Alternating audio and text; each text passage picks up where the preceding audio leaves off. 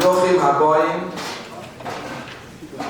Welcome to Tzivos Hashem headquarters. The truth is that Tzivos Hashem headquarters is really across the street at 77 Eastern Parkway. But I guess this is the closest extension you can get. Actually, the mail used to go to 77. That's the real address. And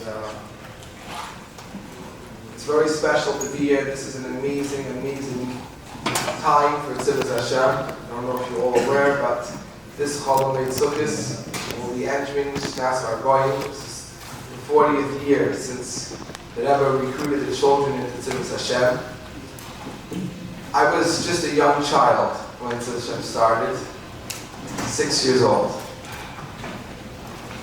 But that year, it was the first time in my life that I came from England, where I lived, to the Chanukah Tavshin Aleph, just 2 months after Tzivos Hashem was launched. And when I came, I was very lucky, even though this was really the end of the Yechidus Pratis. I was very lucky to have had a private Yechidus with the Rebbe. For many years, I had no idea what happened in my Yechidus. Actually, in fact, I had begged my father so many times to tell me what happened, because I did remember one thing, that after the Yechidus, I went down with my father to the shul, the main shul, and I remember him writing down the notes of what happened in the Yechidus. That's all I remember. And I kept on asking him, where are those notes? And he could never find them. It was just a few years ago, after we had relaunched the Chidah. And the first year we had 45 Chayolim that came. And we asked the Chayolim if you had a really good time, please bring a friend. And the next year, the Chayolim took it really seriously, and we had 229. 229 Chayolim that came to the Chidah the next year. And it was just incredible, the growth. And I had no idea where the money would come from, or where the staff would come from to be able to manage. I remember it was the night before the girls had arrived from the Chidah. And I turned to my house, a beautiful picture of the Rebbe giving me $1. I just looked at the picture of the Rebbe, and I said to the Rebbe, you know, so many people have incredible stories. How they lost $1 and then somehow they got it back. I had $32 of the Rebbe that I carried in my wallet with me wherever I went. And one day by a gas station, I was holding my wallet in my hand, and somebody came over to me in broad daylight, grabbed my wallet, and ran off. I was left with nothing. And I looked at the picture of the Rebbe, and I said to the Rebbe, it was literally 24 hours a day. It was incredible how much work was going into this. I need some kind of sign that this is going to be okay. $1 out of 32, $1 I should get back. Anyway, that night, must have been, I'm not sure what time it was that I fell asleep on the couch, but I know it was 2 o'clock in the morning when I woke up. And I looked at my phone, and I had a WhatsApp from my father. And that night, he found the notes of my Yechidus. The Rebbe asked me in Yechidus if I was in Tzivos Hashem. I was proud with my mother. I started to do Tzivos Hashem in England to say that I was. But then the Rebbe asked me, do you have any badges, any stripes? It was 2 months after the Rebbe started Tzivos Hashem, and I said no. And the Rebbe told me, you'll go up in rank. Well, they say that your first Yechidus really sets the tone for the rest of your life. I never knew that for so many years being involved in Tzivos Hashem, but that was my first Yechidus. But then the Rebbe continued, and he said to me, gave me $2, and he says, this is for your family that do incredible work in spreading Yiddishkeit and Chassidus. And I said, thank you, and the Rebbe said, you're welcome. And then my father sent me another WhatsApp, and together with those notes were the $2.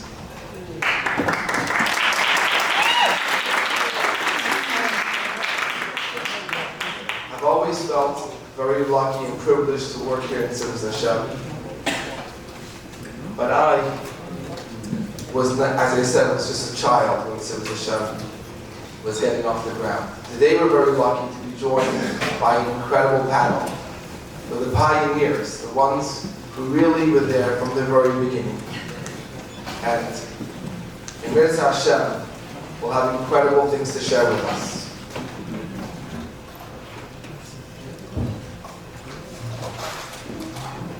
I would like to welcome, first of all, our panel. We have with us right next to me the Executive Director of Tzivos Hashem, Rebbe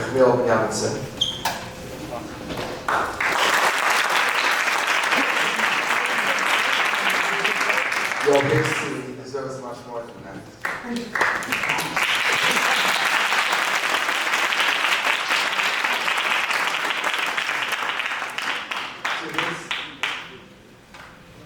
On his side is the editor-in-chief of the magazine of Tzivos Hashem, the Mashiach Times,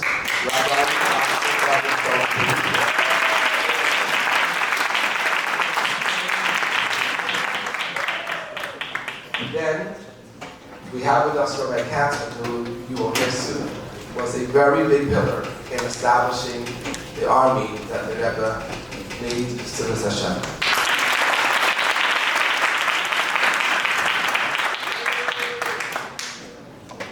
As I said, I wasn't there when this all started. I've heard a lot of things from the sichos that the Rebbe has told the children, and things that you hear from other people. But today, we get to go back to the making of the army. It's actually interesting, I just confirmed this with Rabbi Simon Jacobson just before we started, that the Rebbe told his father, just after, in the beginning of the Mems, that if the world was ready, he would have started Tzivos Hashem in Toshin Tez Zayin.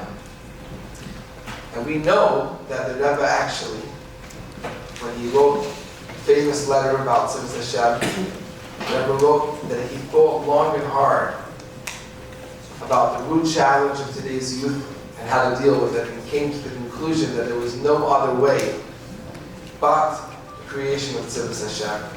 So this is obviously something that was very dear to the Rebbe, that Rebbe thought about tremendously. But I think if we go back to earlier on, really where Tzivos Hashem, I would say the first time that I know of, that the Rebbe clearly said about the beginning of Tzivos Hashem, and again this is only what I know, is that in Toshin Lamed Vav, when the Rebbe started Mifsach Chinuch, I'm not sure if you know this, but Mifsach Chinuch was, the point of Mifsach Chinuch was the children should become mechanchim, and they should teach other children. And in order for them to have something to teach other children, it was giving them the 12 psukim to learn, so they would have something to teach other children. So this was part of Mifsach Chinuch. And what the Rebbe did when he started this, if you look at the Rebbe of Yubis Tamas Toshin Lamed Vav, this was right after Antebi, the Rebbe explained that this was already the Makam Refuah L'Makam. And the Rebbe said we're starting with one Mifsah, which is Mifsach Chinuch, and from there we'll go to establish the full army of Tzivos Hashem. So this was definitely something from the beginning. Now I believe, Dr. Pape, your involvement in Tzivos Hashem, in 12 Sukkim, started with the beginning of the 12 Sukkim, is that correct? And if you could just share us a little bit of how you got involved in that.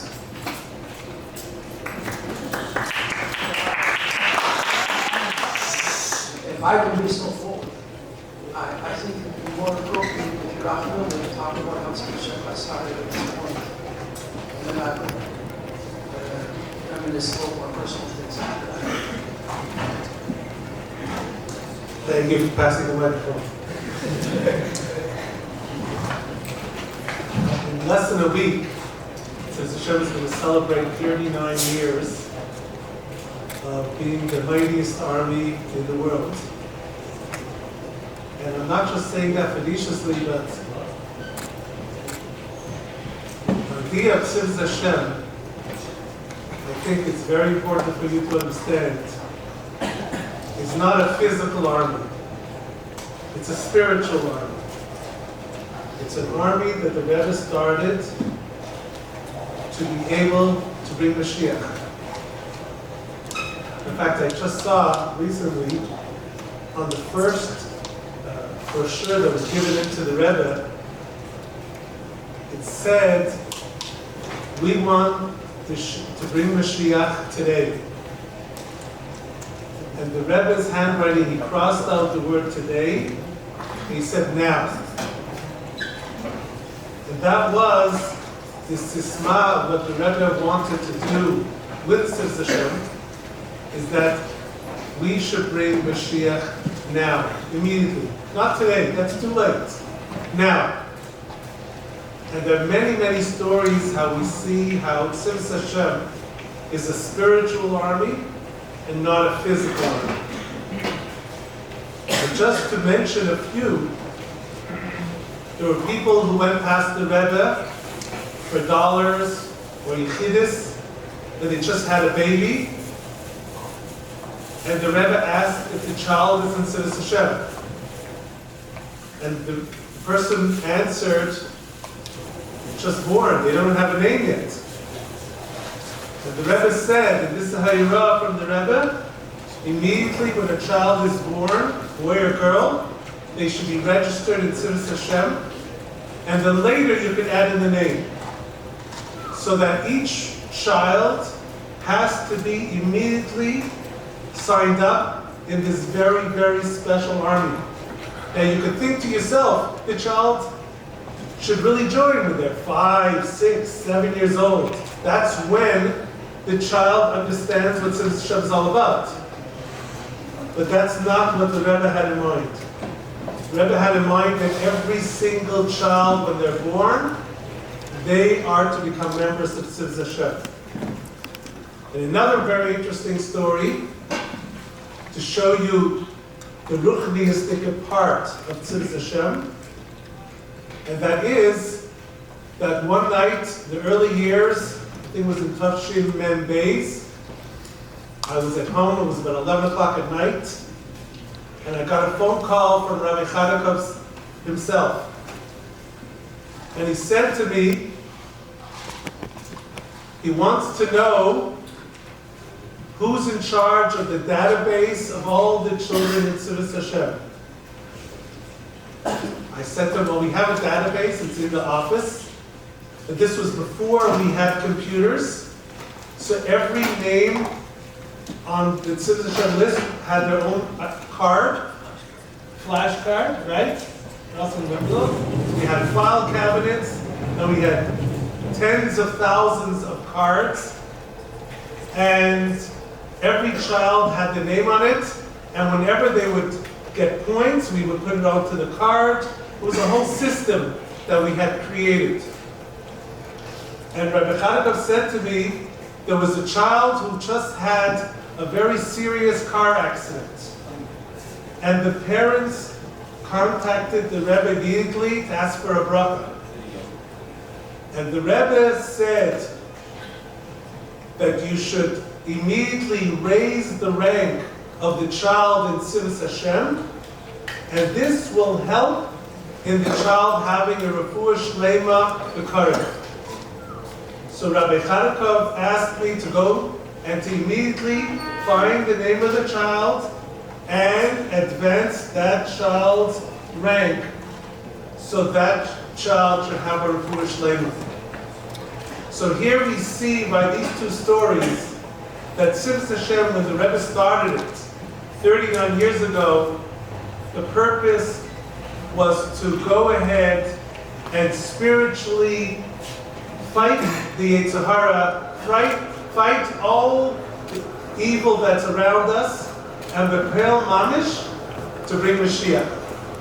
As we know, the Rebbe's now, and as we know, the Rebbe spoke many, many times, that the children are the ones who are able to go ahead and give strength to the Jewish people, And so this is something that I hope you'll take with you. It's been mentioned to me that a lot of people are very schwach these days when it comes to registering their children in Tzivos Hashem. Kids are very, very excited about being in it, but if they're not registered, they don't know about it. And not only that, but to do the missions, because these are spiritually very, very important for the life of every single Jewish child, and not only that, for the whole Jewish nation. So this is where I would like to just begin. There's so many hayras that have been given to Tzivos Hashem over the years. There was never a time that we would give in a letter to the Rebbe with a question, that within the hour we did not get a reply. This is the Rebbe's army. And before I give it over to David Shalom, I just want to say one very, very cute story that I heard from an individual, a lady from England. This is Hagar, exactly. Mrs. Hagar, who happened to be very, very close with the Rebbe. And one time she came to me, she said, I have a story to tell you. I said, okay. Because I was just by the Rebbe, and we were discussing many things, and then she said to me, how is Tzivos Hashem in England? And she said, it's very powerful. A lot of kids have joined from many, many different communities. In fact, Shimi's parents were the ones in charge. Tzivos Hashem?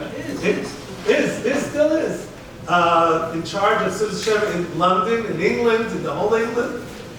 And as they were speaking, she says, and here in New York, she says, oh, here in New York, I hear it's very popular. I hear all around it's very popular. So the Rebbe said to Mrs. Hagar, no?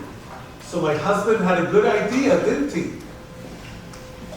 And this is one of the special projects of the Rebbe throughout all the years, where the Rebbe started Tzivos Hashem, and as Shini mentioned before, the Rebbe said, I thought about it very, very hard. It's long and hard. It's a 4-page letter that the Rebbe wrote to a rabbi who was complaining about this concept of an army.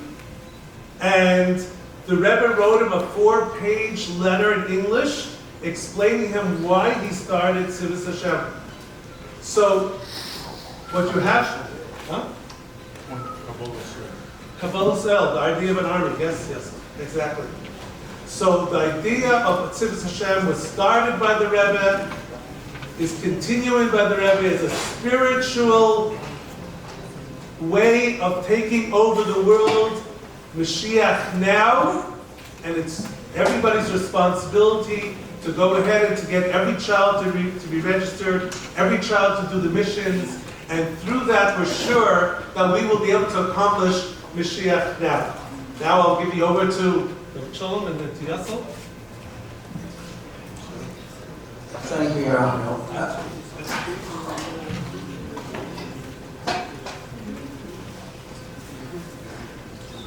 Yerachmiel was chosen by the principles of Tzach Tzirem and Chabad. So that's what they used to do things when the Rebbe wanted a new campaign. So David Raskin would take upon himself to do it, and he would take a couple of young rabbis from Koila, who he felt were very capable. And so he took Yerachmiel and Shlomo Baumgarten, and he gave them a mission. Other things that they undertook didn't last, but this one did, because it was clear that the Rebbe was putting tremendous koiches into it. Every Farbrengen would speak about it, and every Shaliach had to send in names, and if he wasn't sending in names, the Rebbe would know and see that he's not doing anything. So the names came pouring in. There were 50,000, 60,000 names, right? At first. Okay. And in addition to what was already said, about starting in Zion. I heard once the Rebbe said in a comment, I don't know to whom, that if he could have had his way, he would have had children registered in Tzivos Hashem even before they were born. What is this all about? This is about how the Yidden came out of Egypt. Because Tzivos Hashem was in Egypt, but the children who were miraculously being saved in Egypt, when their mothers would go out into the fields and have children, and when the children would grow up, they would come back and replenish the workforce. When the Egyptians found out, the secret police found out that children were being born and not thrown into the Nile, they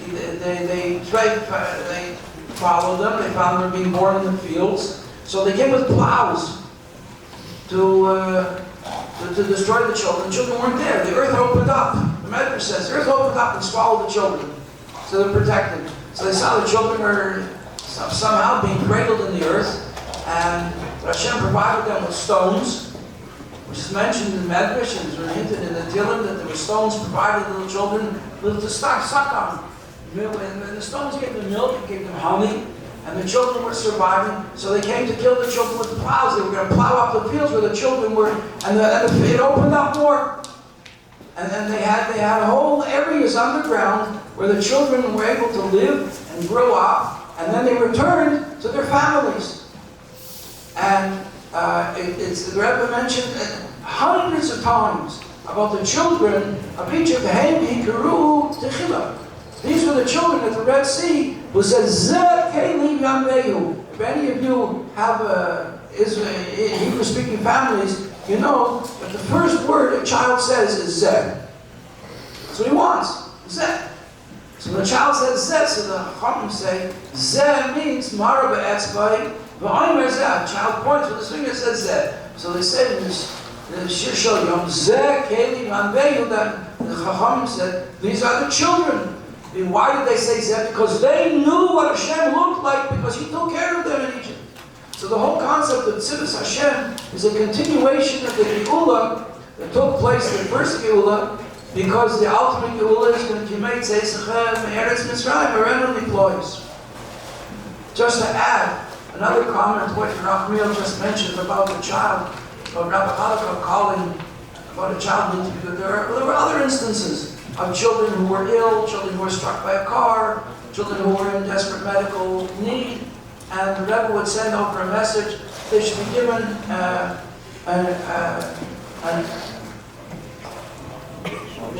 not an elevation, come on guys, a promotion, English, come on, a promotion. And there was a case right here in Crown Heights just very, very shortly, very recently, where a child was born, and the child was doing very poorly, and the doctors gave up on his chances of survival. And the father came and spoke to Mendel Nemes, who was a staunch soldier in the Tzivos Hashem army, and said to him, what can you do? What can I do for my child? So he said, I will go. And he came into the office, and he found the child's name. The child hadn't been registered, but the child had been born was registered. And he added 25 points to his name. And 2.5 weeks later, he was told that the child had recovered, and the father came to invite him to the bris.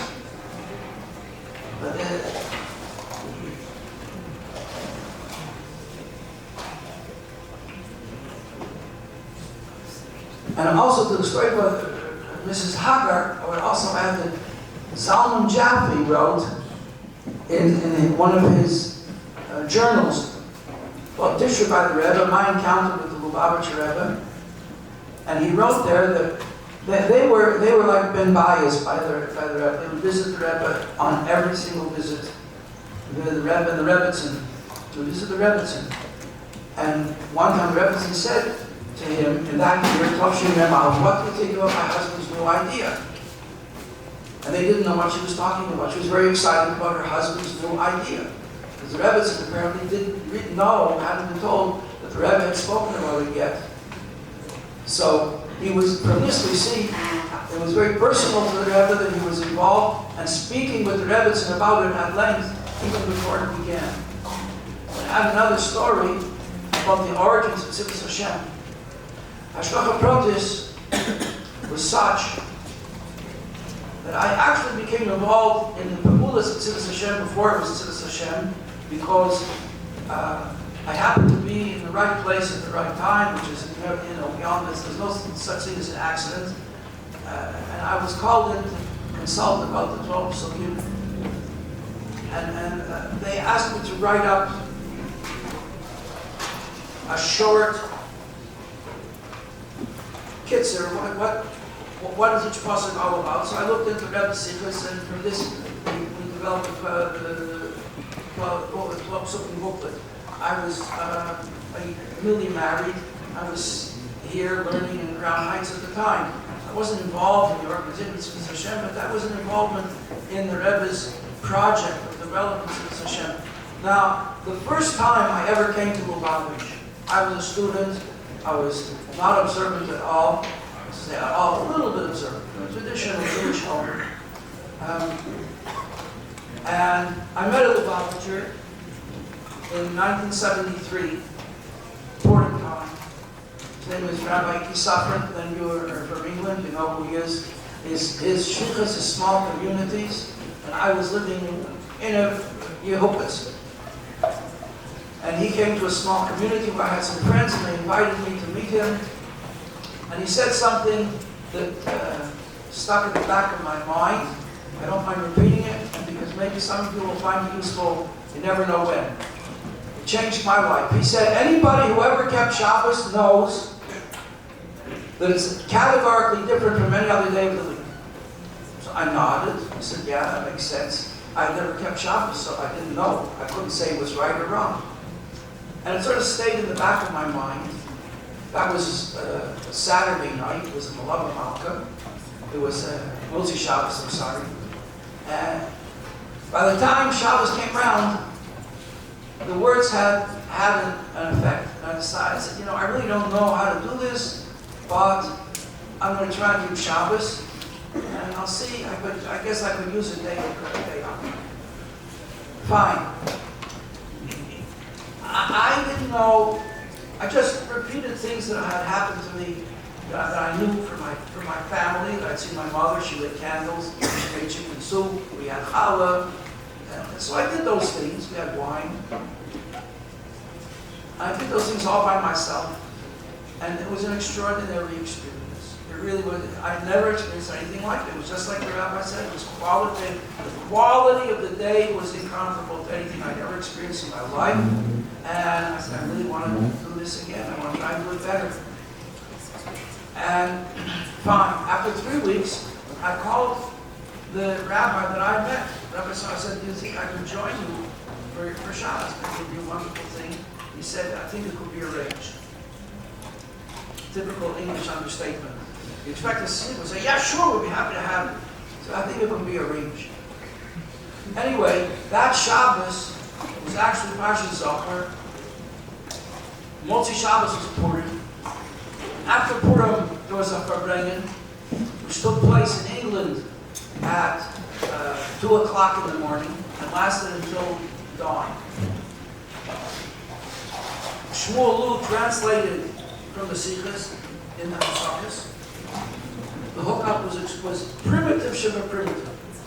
It was like one of the first things that they did in Lubavitch. Anyway, I didn't understand too much of what the Rebbe said, but just listening to the Rebbe and hearing the summaries, I was aware that the whole structure, I could follow the structure of what the Rebbe was saying over these 6 hours, or 4 hours, and I knew the Rebbe had to be reckoned with. There was no dismissing this person. It was a tremendous, tremendous person that I never met anybody like this before in my life. I wanted to know what the Rebbe had said, and Tovshin Mem Dalit, I think it was Mem Hey, even more recently. No, it was more recently. It was in the news. I was told that they were going to show a video of that for Brennan. Purim Lamed Gimel. I was very anxious to know what the Rebbe had to say. And he said, well, how did Mordechai respond to the threat of Haman's decree on all the Jewish people? So Rebbe said, what did he do?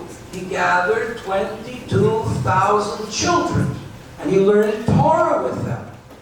And by learning Torah with them, he was mevatel the gezeira of Haman. And what did he do? The Rebbe said, he started Tzivos Hashem. When I heard the Rebbe say those words, I fell out of my chair. Literally, I got a shock. Because here I've been working now, at that time in Tzivos Hashem for over 10 years. It was as if, it seemed to me, that the Rebbe knew that in England there was a young bacher who would come in, and that this was the place where he was going to end up. And he just made to put me in there. And it took a few years to work out, but Baruch Hashem, this is where we ended up.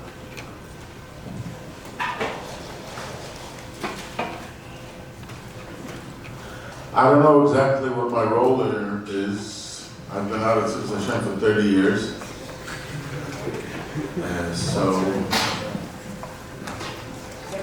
I'm talking about the organization. In any case, I'll just fill in some holes that I think were left. First of all, the letter that was mentioned here, I would appeal to the powers to be. This letter is an unknown letter. This was a letter that the Rebbe wrote to this conservative rabbi, and the Rebbe sent us, Tzivos Hashem, a copy of that letter. And I think one of the dinners, I made sure to have it published in the book, but I don't think I ever saw that letter again since then. And I don't know if any of the Bochum here saw the letter. You know about this letter? It's a 4-page letter. I mean, this is serious business. The Rebbe is mamish mazbeh the whole goal and purpose of Tzivos Hashem on the Nakud of Kabbalah Soul, I think, applies to everybody. We want Mashiach now, the Chagir, but I don't think that we want Mashiach now is discussed there, is it? I don't even remember. You see that?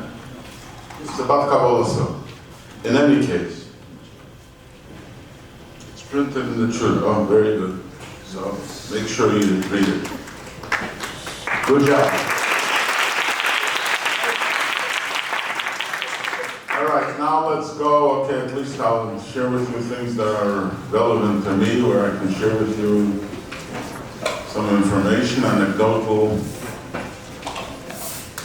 Tzivos Hashem seemed like to start, actually, I think it was on the night Shomber Baumgarten got married.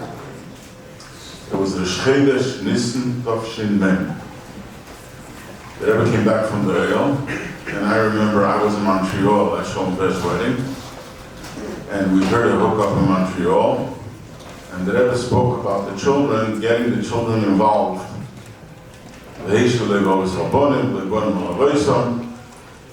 And that started a campaign, what was called then the Matzah Ball Contest. Now, the Matzah Ball Contest was run by Rabbi J.J. Hecht, the NCFJE, usually all children's things. He was already in charge of rallies and camps. So things that were relevant to children were run by his organization. So I don't have a copy of that actual first flyer, first brochure, but it was printed on newspaper print, and it looked something like this: the Matzah Ball Contest. And the Bochum then organized a whole campaign, I believe, from the Yugolite. I think Rafi Tenenhaus was involved. Which Rajcik? Yossi Rajcik and Mendel Kotlarski.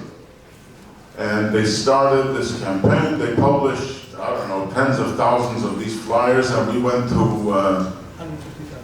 supermarkets, and it was Wallbaums. Was one of them that we convinced them. They allowed us to put stands in every store where people can pick up these brochures, and we promised them prizes, and people filled out the forms, and that brought in tens of thousands of names. And I believe that the grain for Tzivos Hashem started from that list. Why it transferred or how it transferred from NCFJE to Tzach, I don't remember. But at one point the Rebbe said it should go to Tzach and not, in other words, once Tzivos Hashem is established, it was transferred over to Tzach. At the time they made this brochure. It's not a brochure, it's actually a comic called The Finestones, based on a character called the Flintstones. And it was done by Michael Schwartz. Michael Schwartz happened to be the Rebbe's artist from the 40s. He was a bocher in yeshiva in Bedford. He said his hasmoda in Tzivos and Rishonim that took him to art. And the Rebbe used him. He was the caricaturist in the Talks and Tales, Shmuelson Talks and Tales. So a lot of the original art from Americas was done by Michael Schwartz. He was in touch with, Rabbi Hecht was in touch with him, probably from those days yet. And he was commissioned to do the logo of Tzivos Hashem. And there's a whole story about the logo, which probably Rabbi Binyaminson and Dr. Pape have the files to tell you exactly what the whole halachilach was. But he created the logo, which was based on Chamisha Chumshe Torah. That's why the top has 5, like a chema, which the Rebbe later explained that the chema was the Torah. And then he wanted to make Yom V'Layla. So he made, the top half was like a sun, the bottom half was a moon with stars. And that went into the Rebbe, and the Rebbe made a comment to the effect that the top, which had the sun, looked like the Japanese flag, and therefore it was corrected, and the Shemesh, V'Yorech, the Chobim were taken out, and you have the red and the blue to represent Yom V'Layla. That was the design of the logo. At a later date, when I got involved, well, I was involved in the beginning, but we were a bunch of bochrim, so it was like, it was me and Yossi Shem Tov from Tucson, and Yossi Kahana from Jacksonville, and the married guy was Shon Rebbe. We were the quattro of those days. We were the quads, that whenever we got to Smachin Tumul, we were there. And later, when they needed somebody stable to run the place, that's when Yachmur Binyaminson was brought in to stabilize it. In any case, we were involved, and somehow, I don't know, I had an idea for creativity. I was always looking for things being creative.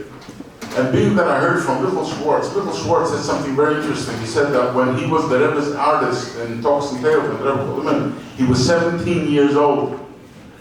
And the Rebbe told him, Ich will das Oluizem Azevi Dick Tracy. Nobody knows Dick Tracy. Wow, I'm impressed. There used to be a comic strip apparently in the newspapers, in the tabloids. It used to be called Dick Tracy, small one-liners. And the Rebbe said, I want you to create such a comic strip in Talks and Tales. Ich will so lösen als Dick Tracy. So from this I understood that the Rebbe is looking for creativity. Guys, get to work. To explain, Dick Tracy was a detective, and he had something that was like science fiction. He had a two-way wristwatch that you could talk to somebody on your wristwatch. Okay, I learned something.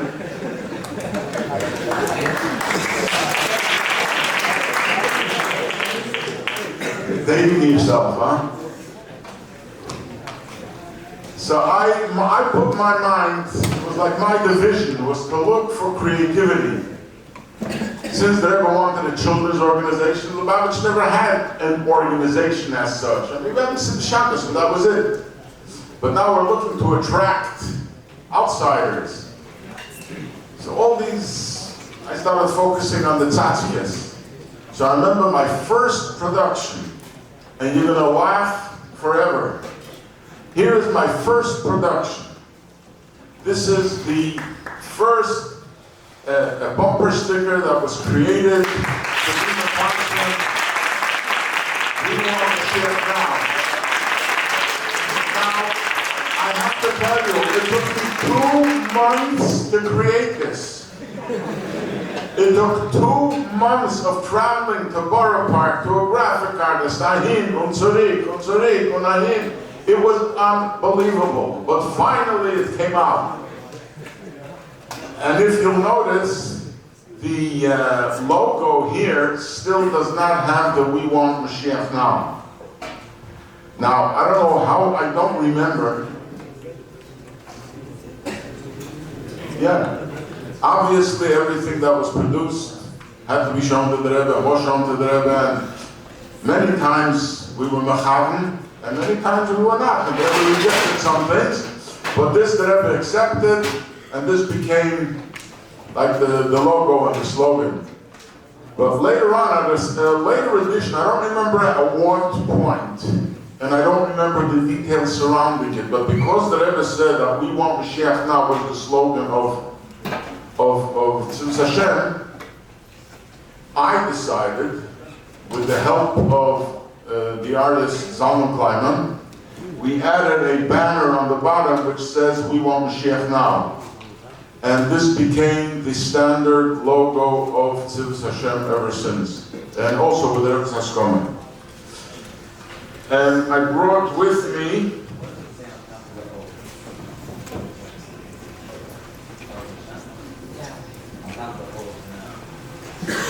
oh no, that's just the price sticker. How much?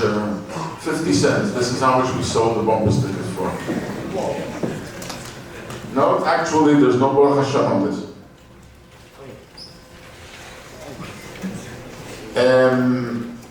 Some of the things I was looking to create to get children excited. I want them to wear things that identify and they can identify as Tzivos Hashem. So I brought with me 2 things which I thought would be of interest. One thing is a pushka that I designed. I was not the artist, but it was my design, since the Rebbe encouraged tzedakah by children. So we designed a pushka that you see a big pushka standing and children are climbing up from both sides, boys on one side and girls on the other side, to give tzedakah into the pushka. And this specific pushka was the pushka that had the sample that we sent into the Rebbe, and the Rebbe should approve. And this is what it looked like. The reason it's all ripped up, it's like almost 40 years old. And second of all, a ganav broke into my house at one point and ripped it up to take the money out. So that's what it looks like. This is a pushka, designed by Adel Bachman, who was the artist for Tzivos Hashem for many, many years. And I also have in here copies of samples that we sent into the Rebbe. We made, first of all, we tried, this was a dream which never came true. We were thinking that the "We Want Mashiach Now" should become like a symbol in the words "We Want Mashiach Now." And you did see it by one of the parades in Gimel and Dalet. It took up the whole center of the wall, was this logo. And this is one of the samples that went into the Rebbe, that the Rebbe approved. And then we had, this was the boy, all Zalman Kleinman's art. This is also Zalman Kleinman's art. And this is the girl.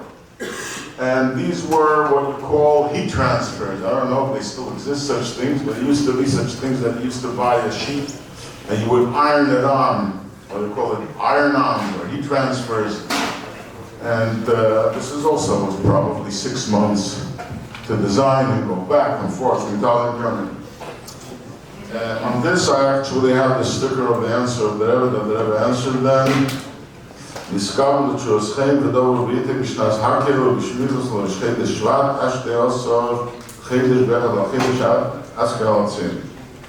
So these are a few items that I have. And let's hear some others.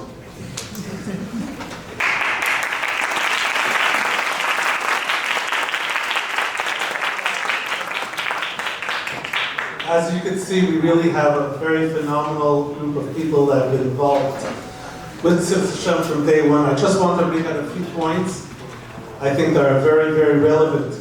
Number one, Rebbe Yossel was very involved with the boy and the girl, as you see. But if you look at all the emblems that we have now of the boy and girl, it's different. Yossel, could you show them the emblem again? Boy and girl? Yeah.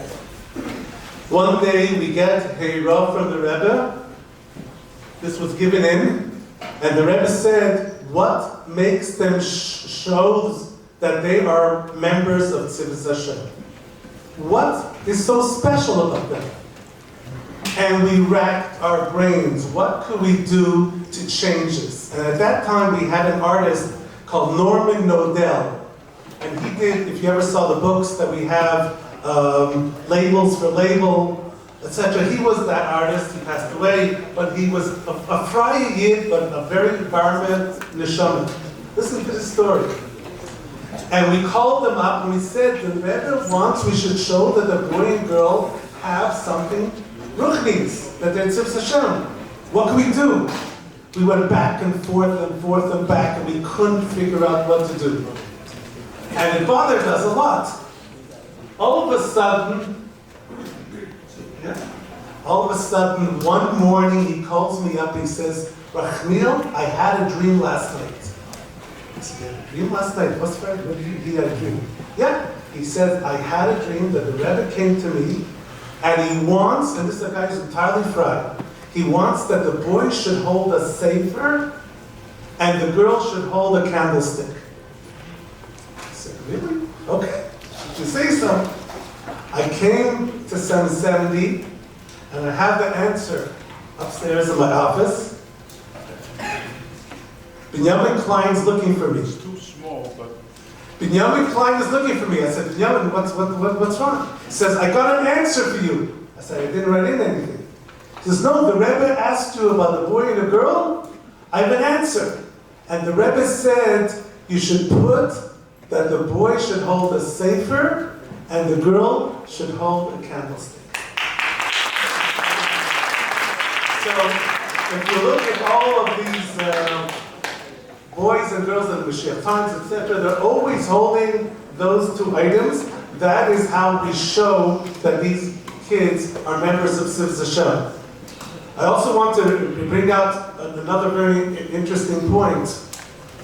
Everybody in the beginning thought that Tzivos Hashem would be another organization like many other maistis that are around for a half a year. I'm not mentioning any other names. And there were 3 Farbrengens in Tavshin Mem Aleph. How the Rebbe was very, very upset. One of them that there was no 12 Sukkim booklet that was printed, that there's nobody running Tzivos Hashem. Like Rebbe Yossel mentioned, there was a bunch of bakrim just getting kids to sign up, etc.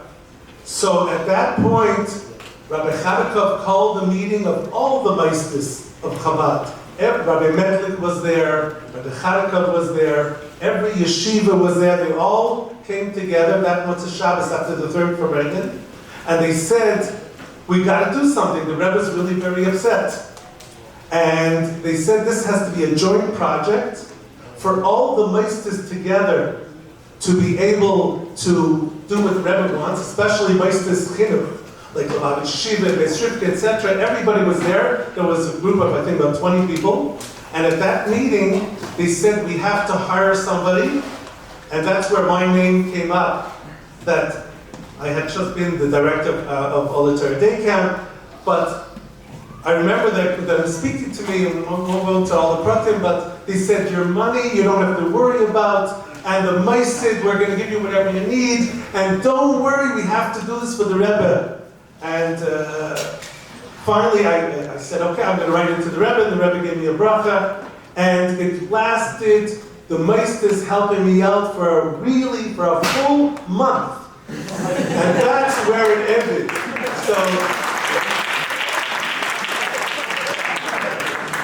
So it was thanks to people like Rebbe Yossel and Shlomo Baumgarten and Shlomo Pei that we're holding here today 39 years later, and you're in a beautiful, beautiful edifice that the Rebbe had given us a lot of brachas for going ahead and doing the idea of the museum and doing all the other projects. And all of you probably know about the wonderful, wonderful, phenomenal work that Shimi does.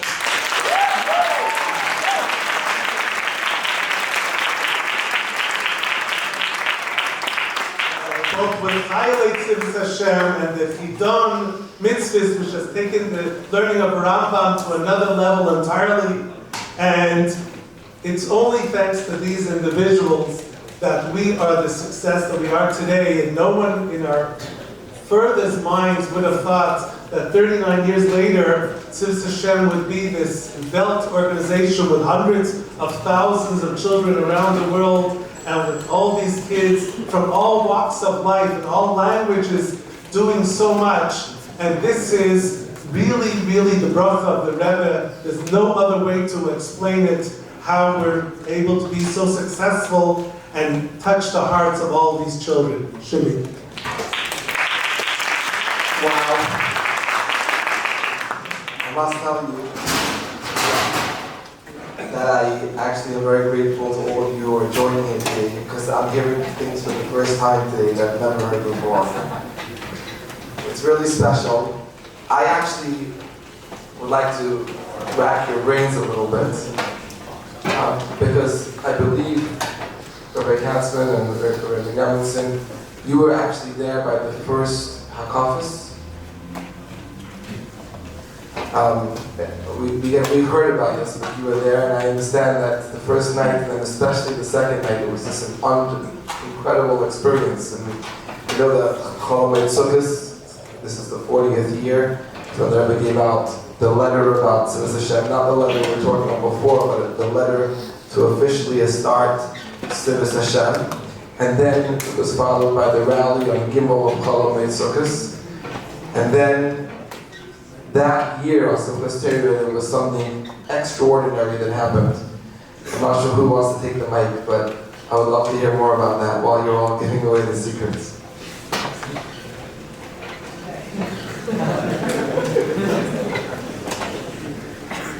Usually it's the reporters or observers from the outside that record events a lot better. I was in the center of all of it, so it was a little different. It's hard for me to recall exact details, but I'll give you a general overview.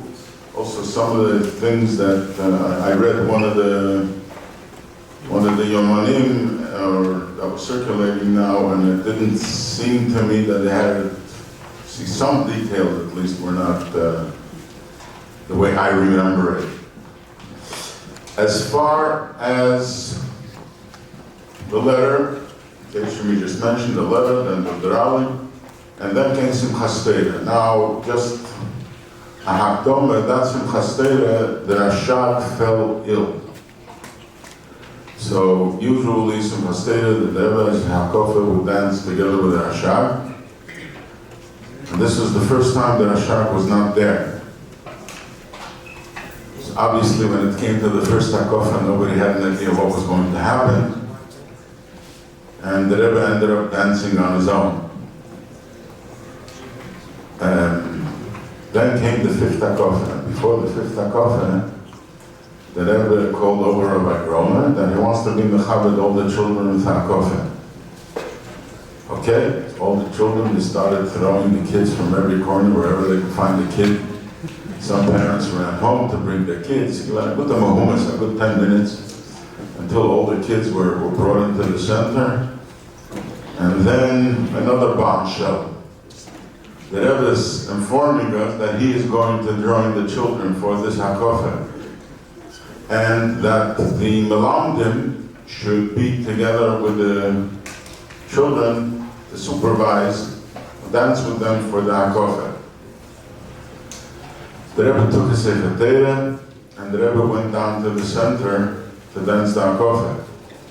When he started, obviously there was crazy pushing, and you have to remember you brought in a lot of children, so there wasn't enough space in the center, what we call inside the ches. So you have to make place outside the ches. And the Rebbe actually came in and started telling people to move away. He was the Vadam Sada. And he literally told people to move away to make place for the children. Many people, he asked them, "What's to do? To be Samalamed?" Like, it was like very strong. You don't belong here? Out. I was, as one of those who was involved, Kavyochel, with these kinds of things, so I ended up staying. But, so that's why some things I may have not seen. Over the veil, the Rebbe did not, I was not chased away by the Rebbe, so I was there. And the Rebbe started walking around amongst the children. He was walking, he made hakofa all around, so there's a big ches. So the Rebbe was like inching in between the children, and they were like moving a little and giving the Rebbe a foot, a half a foot, and this is how the Rebbe progressed. And he made a full circle, and obviously he was, the way the Rebbe used to encourage singing when he had that kofah were a few ways. One way is he held Sefer Torah in one hand, and with the other hand, he swung his hand to encourage the singing. Sometimes he would grab the Sefer Torah with both hands and use the Sefer Torah and swing with both hands to encourage the singing, and the Rebbe would go to each direction. And this is how the Rebbe did the hakofa for the fifth hakofa on the first night. The second night, I don't remember all the differences, but I think there was prior notice. So a lot more people came. And a lot more babies came. And the place was, I mean, it was like 100 nurseries came together. And the Rebbe was focused on the kids completely. This was like, it was just, if I remember correctly, the Rebbe said something about Tzivos Hashem, or I'm not clear on that, but the Rebbe said something about Tzivos Hashem, about having a kofa. That was the beginning. And this was the groundwork of that, Even HaYesod, Even HaPinah of Tzivos Hashem. Thank you, Rebbe Katzman. Again, that was really special to hear from someone who was actually there. And I know that after the Hakafas on Meitzah Yisumchas Torah, so Rabbi JJ Hecht went by for Keishal Bracha, and the Rebbe gave Rabbi Hecht a bottle of mashta. And it's fascinating because if you go back to the first rally, again, I wasn't there, I was just a little child, I was 6 years old. But by the first rally, the Rebbe says the next parat, because the Rebbe called the rallies a parade, that the next parat will be Hanukkah. Because the Rebbe said we'll print the new 12 sukkah booklets, and at the back of the 12 sukkah booklets, you'll get right in the names of the children that you got to learn the 12 sukkah and that you recruited to Tzivos Hashem. And then by the Hanukkah rally, the children who have the most names will get prizes. So this was the plan. Obviously those rally on Gimel Chol Mitzvahs, and the next one would be Hanukkah. But the Rebbe tells Rebbe that this is for Tzivos Hashem. The next day, they have to ask the Rebbe what he's supposed to do with his bottle of mashma. And the Rebbe said to make another rally, or Ma'atev, it should still be in the days of Tishrei. And then this was the next rally on Chav Ches Tishrei. It's an unbelievable rally, where the Rebbe Pashat Kivshutei breaks down exactly what the children in Tzivos Hashem should do. And it's mind-boggling how the Rebbe can see from the letter, the first letter the Rebbe gave out, and from this rally, how the Rebbe was really building, as you mentioned before, on the Tzivos Shabbos, how the children should get together with their generals, the Madrichim and the Madriches, and they should make a plan by following in the footsteps of Avraham, Yitzchak, Yaakov, and David, and Sarah, Rivka, Rachel, and Leah. And by doing that, over Rasta, Yama, Vakema, Spain, and Vanekba, the Rebbe explained this way we'll conquer the world. And the Rebbe explained, Yamasa was speaking before about a Ruchnistika army. So the Rebbe explained that around the Merkava, on each side of the Merkava, there's these special tzaddikim, the Abbas and the Imais. On one side is Abraham and Sarah, the other side is Yitzchak and Rivka, the other side is Yaakov and Leah, and on the fourth side is David and Rachel. And the Rebbe says, by you following the footsteps of the Abbas and the Imais, David and Malach, you get together with your Madrichim and Madrichis, your generals, make a plan how to do so, will conquer all the four directions of the world. So this was an incredible rally during Tishrei. But I also know that 5.5 weeks later, on Shabbos Parshas Toldis, there was another, you mentioned before, there was three big Farbrengens. There was an unbelievable Farbrengen about the 12 Sukkot. Anyone for the graphs about that Farbrengen? As far as I remember, that Farbrengen, the Rebbe was very, very upset that the 12 Sukkot booklet had not been printed. That was the third Farbrengen, and after that, that's when all the Meisters got together and decided to have to do something. And those 3 weeks, I think Chaisara told us, and the Rebbe said by the Farbrengen that he has enormous amounts of excuses that's been given to him why the 12 Sukkot booklets were not printed. There's not enough paper in New York. What? Glossy paper. Yeah, there's not glossy paper in New York. Yeah, exactly. So that was one of the things the Rebbe said. The real reason is because nobody was in charge. There was a lot of money. I think the one who stood up to plate then was Mordechai Nagel. I think he went and he paid for it and it came out in full color. And the Rebbe was very, very happy about it. But the Rebbe said, Mahal of Mashiach. Yeah, that's true.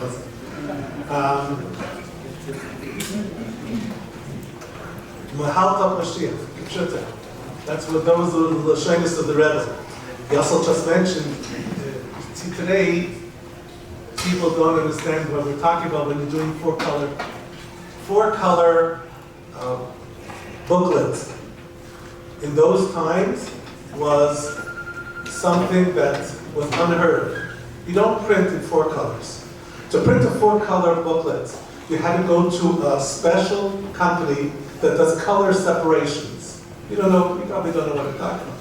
But it does color separations. What does color separations? Is a company called Science or something. It's an Israeli company.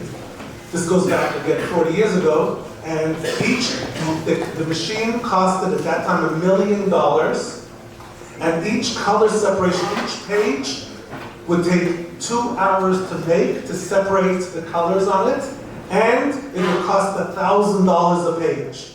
So if you did a 12 Sukkot booklet, just the color separations were something like $11,000 or $12,000. We not have a printing.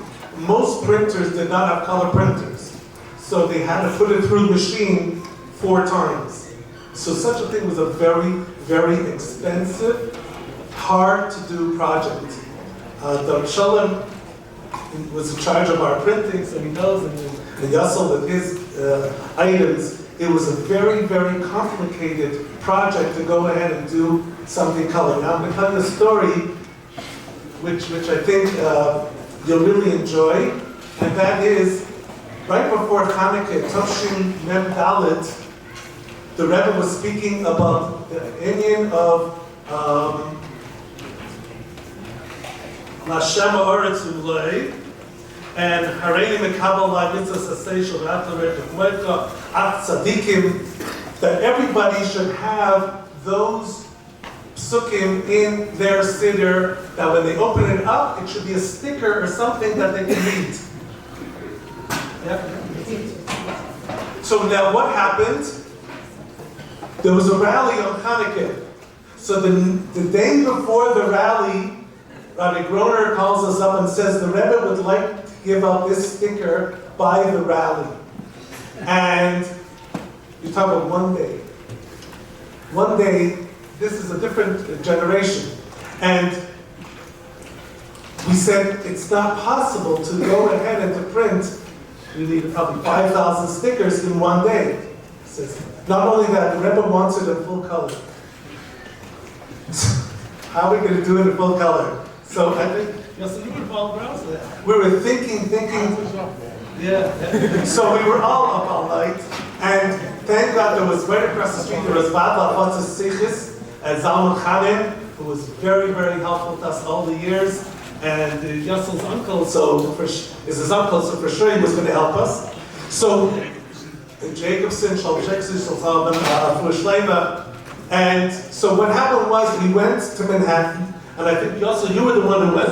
I don't know. We found a place on Empire and Nostrand. That sold the stickers. It was no. On top of the stickers. We actually printed it. Oh, yeah? The stickers we got. Yeah. So we sent separation here. Right. We had to find a place where that sells these stickers, and we had the sheets. I think we went to 4 places to get all their stickers that they had. And finally, we got all the stickers that they had. We went ahead and we printed it both by the VAD and by this place, and we printed it in 2 colors. Now, how are you going to make it 4 colors? How are you going to make it 4 colors? So I don't remember who came up with the phenomenal idea, but Yassel Katzman had made stickers. And these stickers we used to sell to the kids. So what we did was, we stuck the sticker onto the sticker. So it became full color. So that was the only way possible to go ahead and to make this. And of course, as you can see, it says Hashem Haaretz Ulei. It says At Tzadikim Harei Mekabel. And I remember still, the rally had started. We didn't have the stickers done yet. We had a whole group putting it together. I was running upstairs and downstairs, bringing to Label Groner a pack of a time to give to the Rebbe. And finally, he got everything. We got it done. The Rebbe gave it out to all the kids. All the kids have this.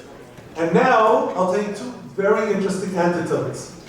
Number 1 is, after the Rebbe went back to his room, Rabbi Groner came out and he called me over. He said, I want to just tell you what the Rebbe just told me now. The Rebbe said, "Sind sehr schön gemacht. Ich hab a viele nicht gemeint, es soll machen as I schön." That's what the Rebbe said. Then, in English, the Rebbe said they made it very beautiful, and I didn't even think they would be able to do such a good job. Now we'll tell you a very, very second story. There was a very, very special person living here in New York. His name was Leibel Bistritsky. And speaking about the rally, about the Hakafis, the Rebbe used to give Rabbi Bistritsky his siddur when he went to Hakafis, because he did not want that the siddur should get destroyed. He went down from the bima, and all the bachrim went up the bima. So imagine if the Rebbe leaves the siddur on the bima, and he's going and dancing with the Sefer Torah, what's going to happen with the siddur? So he used to give it to him every year. Yeah? It was Simchas Seder. We're talking only about Simchas Seder by day. Simchas Seder by day, the Rebbe used to take the siddur with him when they made all 7 hakofas, or the 3.5 hakofas. Then the Rebbe used to take the siddur with him. At night, he did not take the siddur with him. But by day, the Rebbe took the siddur with him, and to say Kofes. And then when he finished, he would turn to Leibel Bistritsky, and it was a scene, like the Rebbe would send him with his towels, and Leibel with his towels, and the Rebbe would give, he would take it with both hands. So this was something very special to Leibel Bistritsky. So one year, this was the year after this happened, Leibel Bistritsky comes over and says, I'll tell you a secret, but if you tell anybody, I will never ever speak to you again. I said, okay. He says, the sticker that you made is stuck into the Rebbe's siddur. He's not talking to you again. He's not. That's right. So the Rebbe he's also soldier at Tzivos Hashem. The Rebbe took the sticker in the back, you can stick it on. The Rebbe stuck it into his siddur, and the Rebbe had it there all the years. And it was really a very big skus for us. And I just want to say one more thing. I don't think you realize how special Tzivos Hashem was to the Rebbe. There's a set of Svarim, 6 volumes, that Leibel all time put together for us, of every sikha that the Rebbe spoke at the rallies. It's called the Rebbe Retz Kinder. It's a beautiful set that we're working on now, maybe make in Hebrew and in English also. It compiles 80 farbrangins and 250 sikhs that the Rebbe spoke to the children. In the history of the world, there was never a Rebbe or a tzaddik that spoke 80 sikhs, 80 farbrangins, and 250 sikhs to children. Imagine how much time the Rebbe spent with the kids at Tzivos Hashem, and how special Tzivos Hashem was to the Rebbe, for the Rebbe to give up his precious moments for Tzivos Hashem, because this is what the Rebbe really wanted to accomplish with Tzivos Hashem, and that is to bring Mashiach down. One thing that I think is become more famous in Tzivos Hashem, but being that we're here and we're actually hearing it firsthand, I would like to ask if Rabbi David Shalom Pate would be able to share with us some of the incredible answers that the Rebbe gave. Literally, as Rabbi Yamson said, for everything that went into the Rebbe, there was incredible answers that came back. The Mashiach times had this unbelievable response from the Rebbe, and some of the minus are mind-blowing, and we would love to hear some of that from you. You want to hear from me, but they need to hear from you. Because today, the ba'ulas you are doing are not being talked about here, and I think that you should speak about the things that they do. So Rabbi Yamson has a lot of Kabbalah sales, he's a great soldier, and he took the mic, but I'm going to give it back to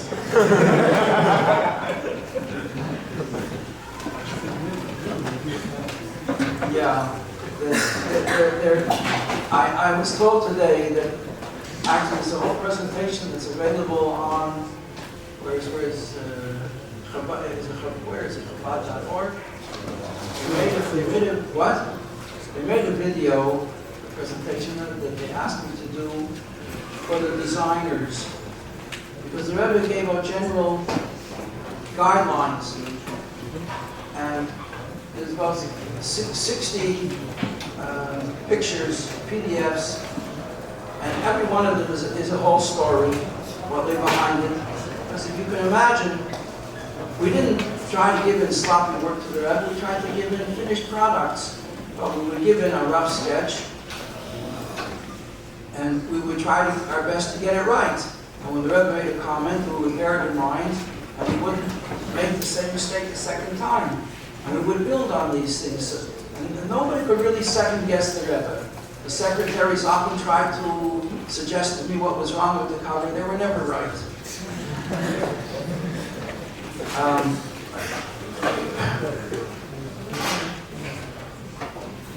I just want to stop David Shalom for a second, because it's thanks to Rav David Raskin Olav Shalom that we got all these answers from the Rebbe. And this is a phenomenal story, and then I'm going to be quiet. I have to go down with anyways. This is something which is a hero, which is phenomenal. The first magazine that came out for Tu B'Shvat. And that magazine, we asked the Rebbe the name, we asked the Rebbe if it's okay, the Rebbe okayed it, the Mashiach Times. And on the, oh, there you got it. So that first magazine, we had written to the Rebbe that it should say, it says now, love your fellow Jew, but on the first one, on the first sample that I had shown to Rabbi Baskin and to the board that was looking over at Tzivos Hashem, it said, Avas Yisrael.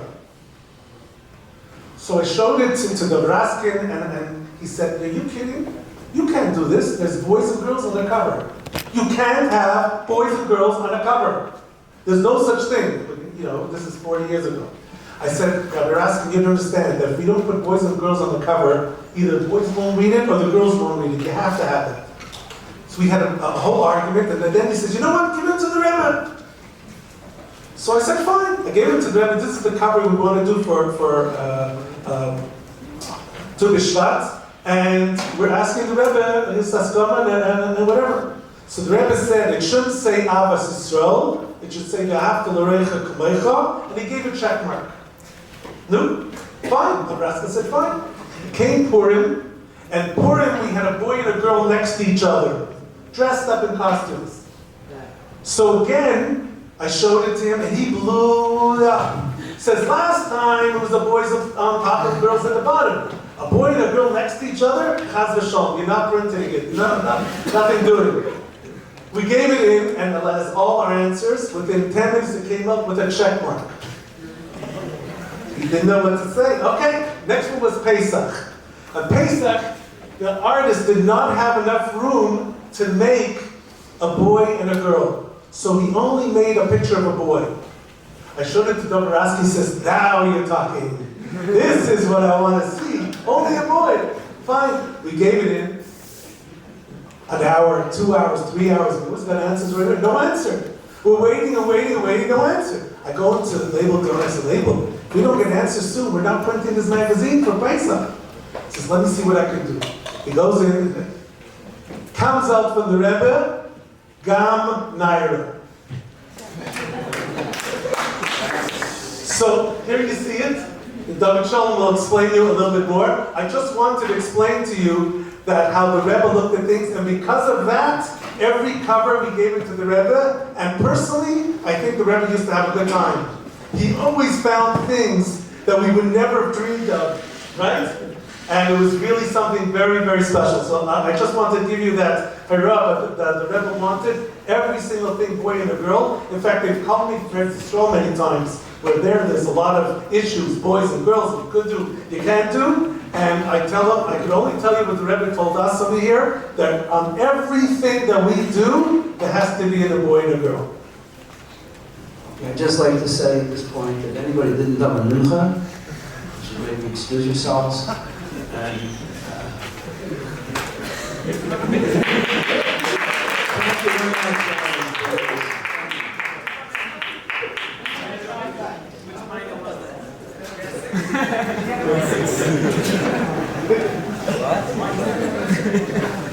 As for myself, I'm just going to mention a couple of ideas, because every cover is a whole story behind it. I wasn't involved in Tzivos Hashem in those first early publications. The first cover I gave him, this is the sketch. It was done by a terrific artist. He was considered in the field of comic art, comic books. He was like the king of the artists. He eventually didn't work anymore. He had done all the major comic strips he had illustrated, and he started a school. He continues, his children continue the school to the present day. His name is Joe Hubert. And he started working for us. Again, it was one of the miracles that attended Tzivos Hashem. When we went to him, it was through the good offices of David Masinter, who was a shliach in South Africa, who said, if you guys have a magazine, you have to get top people to work for you. I said, David, you may be good at that, I'm not so good at it. And so he went with Rabbi Ben Robinson. They went to the offices of Mad Magazine, and they spoke to the editor, who was a Jewish guy, and he said, I can't help you. He was not interested at all.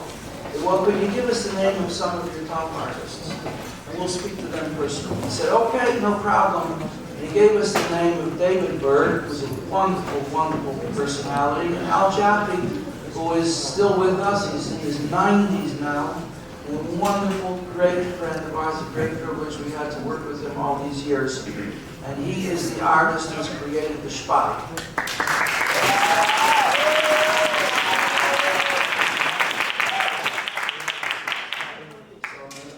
He said, if you want a comic book artist, you should go to Joe Kubert. Went to Joe Kubert, he said, no, I can't do it, I have no time. Impossible. And he sent us away. Then he called Dr. Achmiel afterwards, and he said, I have to speak, I don't know exactly what he said, but he had a dream that his father came to him in a dream and said to him, Yosel, help Zeros. I don't know if that's proper Yiddish, that's what he said that his father said. Help them out. And so he started working with us. At that point, we were trying to make a comic strip. Adel Bachman was illustrating it. I showed him the comic strip. It was very hard to write. It's very hard to write a script for a comic strip. It's not easy. It's a real special kind of art. Because the pictures have to tell one story, the text has to fill in the gaps, and you can't be redundant. You can't just say the same thing twice, or it's not interesting. So I showed him with great pride our latest production. I said, "What do you think about this?" He said, "I forget his words. What he said. He thought it was disgusting."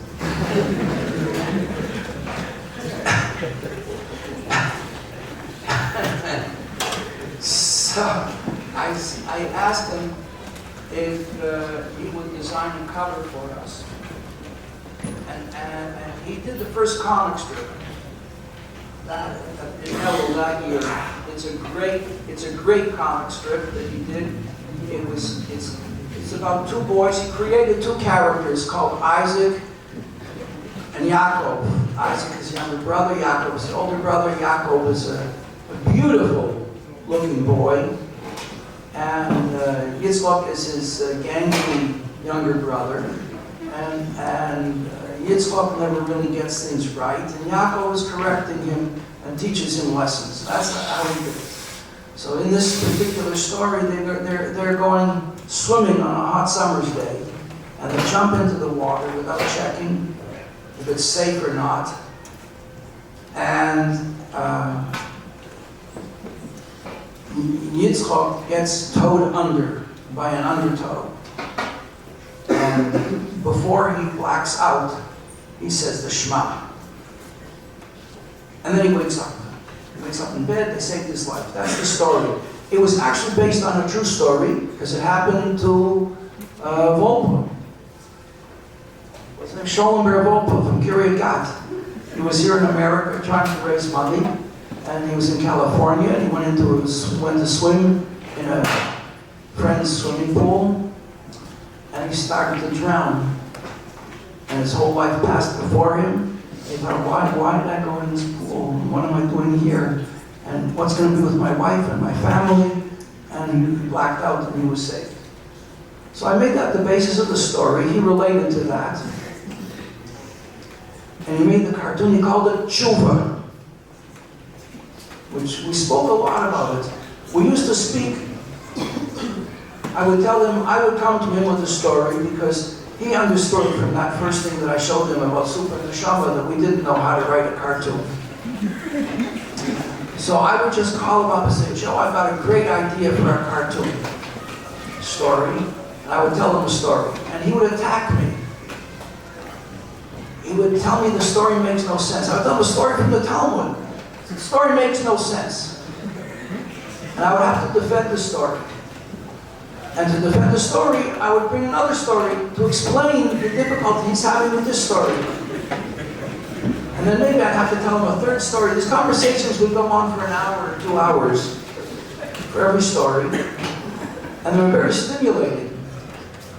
And in the end, he'd say, okay, just send me a copy of a a short review of our conversation, and I'll make a cartoon. Leave it up to me. So it would take me about 2 days to write up the whole conversation. You know, if you say in an hour, it takes many, many hours to write down what you said. And then he would send back a cartoon. I could never tell which part of our conversation would strike his fancy and which he would illustrate. And we had many arguments until after 6 years of doing this, he said, David, I can't continue any longer. I have too many other obligations, and this is it. A dear friend of mine passed away, and I've had to take over his work, but he was illustrating booklets for the American Army, teaching soldiers how to use their weapons. And he had to produce these things on a monthly basis and to run his school, and he couldn't do it anymore. He says, you know, I don't do comic books anymore, and the work that I did for you in the last several years is more work than I've done for anybody in the last 10, 20 years. A few years ago, I can't remember now how many years ago, I think it was in the Sonics, I called him up again. I said, Joe, I'd like you to consider doing another cartoon for us. He says, you know, David, I have no time. Can't do it. I said, when you need something done, you always go to the busiest person. They're the only ones who squeeze things into time. People who have lots of time never get anything done. He says, I know, but I really can't. I really mean it. He said, why don't you recirculate some of the original work we did? I said, because people want to see new things. He says, yeah, but it's 20 years already. They didn't see it. There's a whole new generation that didn't see the work. I said, yeah, but nowadays people want color. The original work was all in black and white. He says, the black and white has more color in it than the things that they do in color nowadays. Because he was a master of how to use black and white. He says, go with the original. So I said, okay. You always win. I never won an argument with you yet, and you beat me again. I'll go back to your first cartoon, which was about Tshuva. Rosh Hashanah is coming up, and I'll run that. And it was printed. And I got a press copy. And the day I got the press copy, his family called me. He just passed away.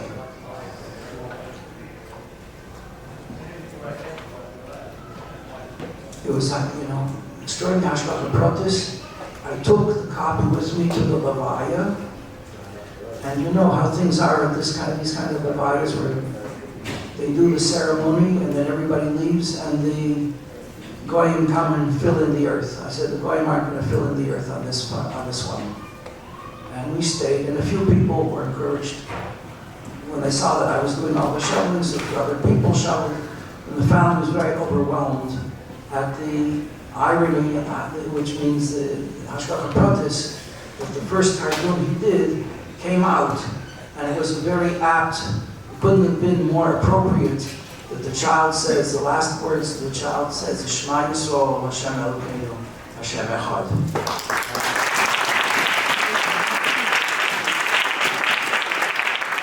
Just another example of how the things that happen in Tzivos Hashem are overseen by the Rebbe, this Rebbe's organization. And anything that Tzivos Hashem is going to try and do is going to bring a bracha with it. And we have to believe in this, and we see it happening over and over again. One year, Yud Aleph Nisan was coming up, and we had a Mashiach Times magazine for Pesach, and there was going to be a tank parade. And I said to I called up the organizers of the parade, I said, I'd like to put Mashiach Times on all the tanks. There were 40 tanks that year. There were 60 tanks. You know, there are 40 tanks that got 10 magazines in every tank. You have a budget for it, I'll charge you just my basic cost. the answer was no. But it didn't seem right to me that just because they weren't going to pay for it, so it shouldn't happen. It deserved to happen, it should happen. And I schlepped the magazines up. I personally put them onto the tanks. And I got not exactly kind looks because of it. And I was walking back to Tzivos Hashem from President Street. And someone comes up from behind me and says, "Hey, Rabbi Pape, how are you? How's your magazine?" I said, "Well, Hashem, thank you for asking. Would you like to get involved?" He said, "Sure." I said, "Well, I just gave away a lot of magazines for the Rebbe's parade. Would you like to sponsor that?" He says, "No problem. Just tell me how much it is."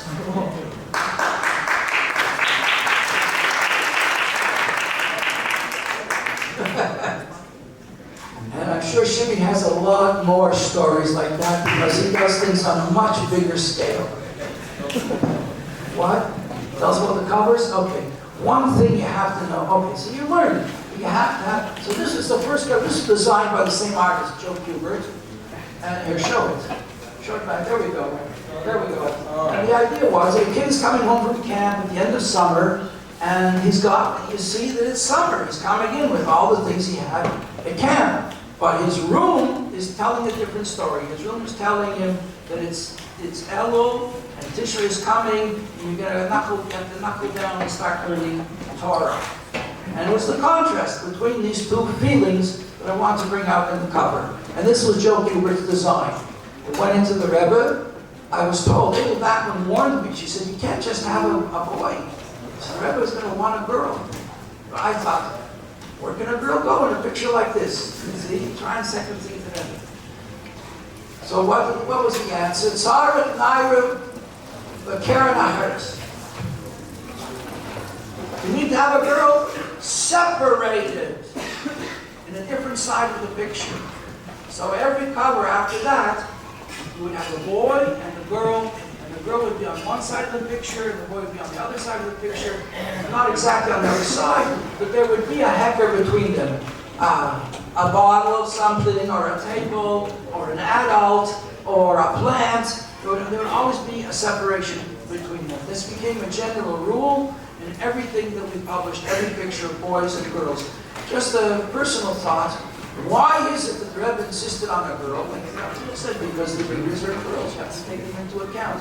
Well, how come in all the religious magazines you never see women? And you never see girls? Because they're over bas mitzvah. So the Shem is under bas mitzvah. Maybe that made it permissible, but the Rebbe never said that. Just to mention that the Shalom said that the person who drew this is a person, Joe Kubert. Joe Kubert was a Jew that lived in New Jersey that had the Joe Kubert School of Comic Art. He was one of the artists of Superman. He was one of the artists of Batman. Well, all of them. G.I. Joe. Whatever. Sergeant Rock. You know of him. Anyways, what I want to bring out is, I don't know if Dr. Shol knows the story, but there's a young man, Shliach in South Africa. His name is David Mesinter. Yes? And David Mesinter was able to get into places that nobody else was able to get into. And one time he said, "Rachmiel, come, we're going to go down to Joe Kubert's office in New Jersey." No, that's the side. Oh, Al Feldstein. Okay, that's Al Feldstein. You probably all know Al Feldstein, right? You know who Al Feldstein is? Really? You ever heard of Mad Magazine? He was an editor of Mad Magazine.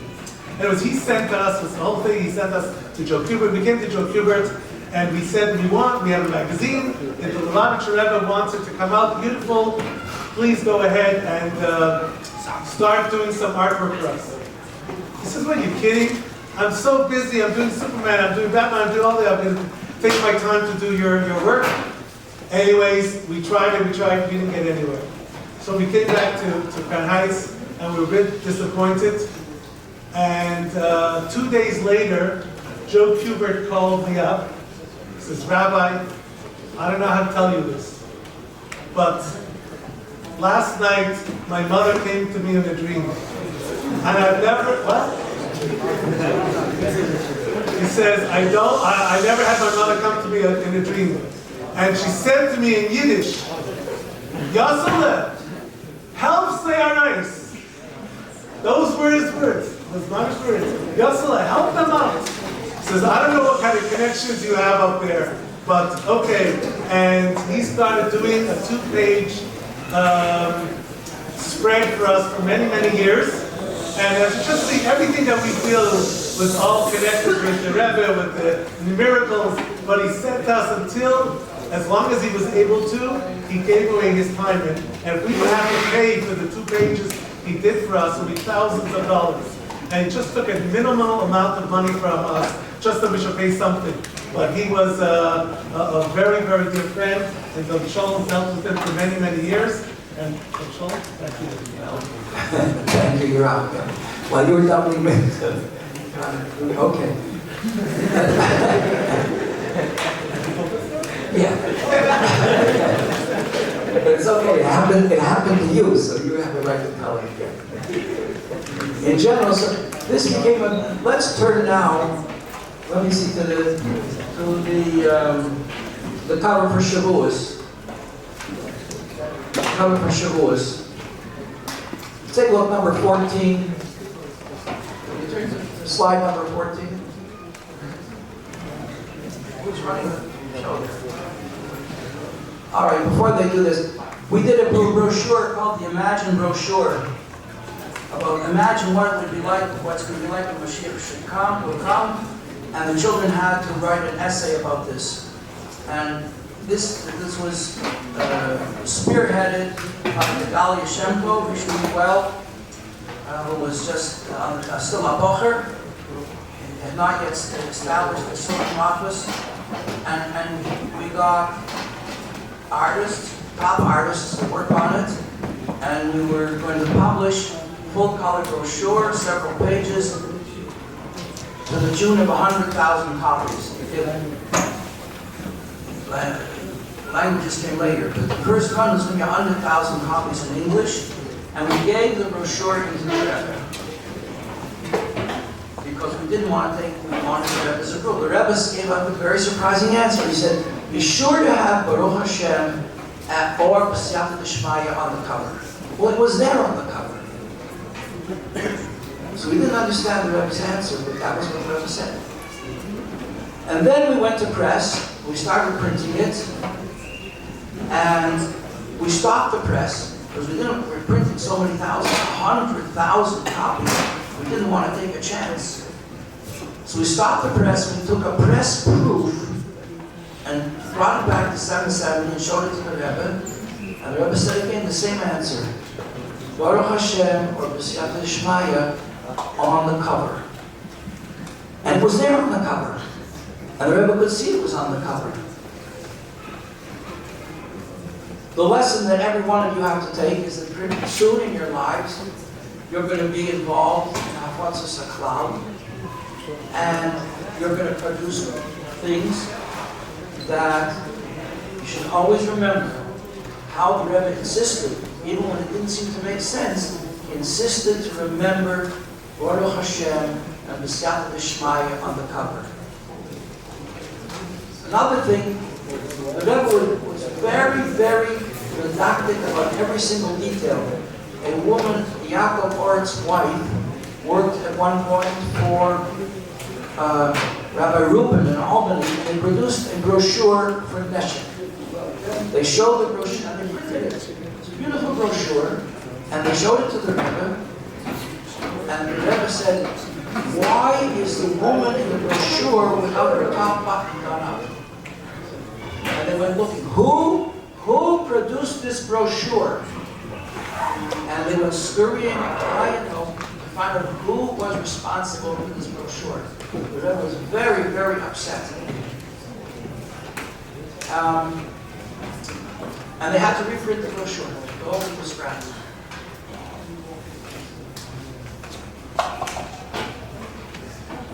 bear in mind, I think it's very, very interesting about the Rebbe's answers. Did you find that one there? They want what? They want to do a video.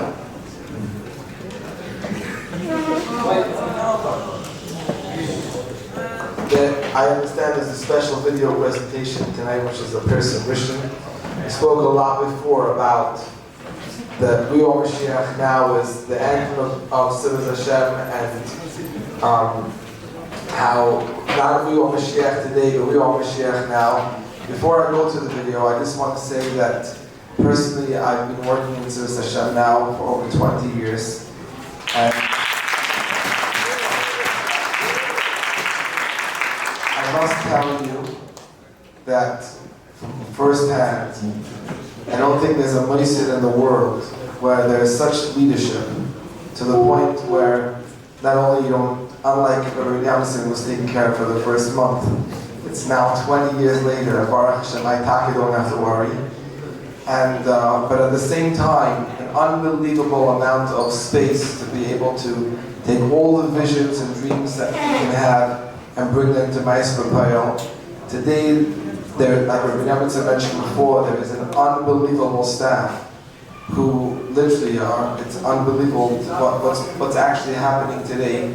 It's mind-boggling. But I do believe that with everything that's been accomplished in the last 39 years, we are still now in our infancy. I believe we're literally at a point where we're starting as a little baby, and I'm sure that Mirza Hashem, our Barim Shon, our Koyim, Inish, the Rebbe, we should be zeichet to be Male al Shlichus to Malui, which that is without any shadow of a doubt. We want Mashiach now, and we should be zeichet, should take be now.